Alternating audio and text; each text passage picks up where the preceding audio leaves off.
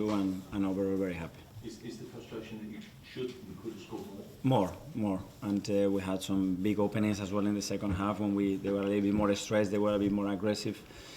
The big header of Gavi as well, 1 yard. So we should have scored more, but it's the consistency. The team conceded nothing again. The defensive behaviors were again outstanding. So that's something that's going to give us always the chance to win games. Okay. Kaya, for the last time. Last question. Yeah. For your career. It's about Bukayo Saka, and there's been a few reports suggesting that he's had surgery on his hamstring injury. Can you confirm or deny that? And if so, can you give? I would prefer to leave that to the doctor himself, but yeah, he had a procedure, everything went well, but unfortunately he will be out for many weeks. And also, is there more positive news on Raheem Sterling as well? Yes, the news with Rush I think is better. We have to see this week how he evolves, but we expected the knee injury to probably take longer than actually the way the knees evolved in the last few days. So hopefully that's good because we need him. Nick, Guardian. Hi. Did you see enough from Gabriel Martinelli out on the night to think it could be a long-term solution out there? As I said, I think the replacement of B is going to be the team, and that unit in particular, and having minutes together and asking different things and doing that. There was moments that it flowed really well. It was moments that we can still have some work to do there and improve it and adapt to the qualities of the individuals. And I'm certain that we're going to do that.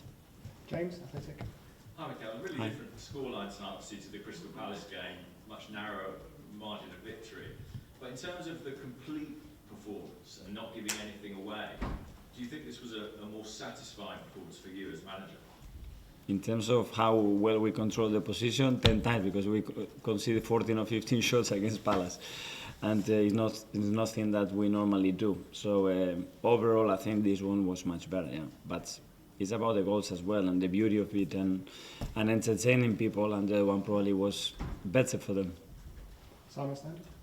Mikel, just on Bukayo, have you got any more sort of definitive timeline on when he might be back now he's had the surgery?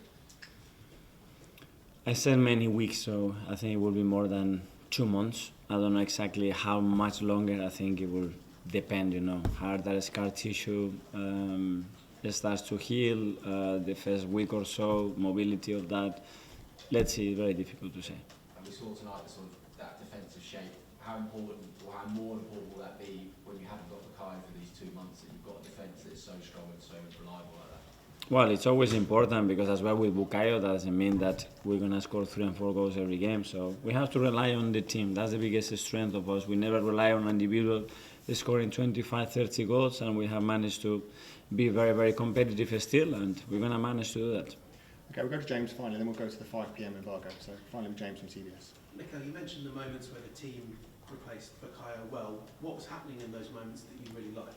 That he needed, Gavin needs people around him. He needs constant threat. He needs to be always in the last line when the ball is on his side, that he has relationships there and people close to him because he's very intuitive. He's always a threat. If you isolate him too much, he's going to suffer, especially playing with a natural foot on the right. And that's things that we can evolve and improve.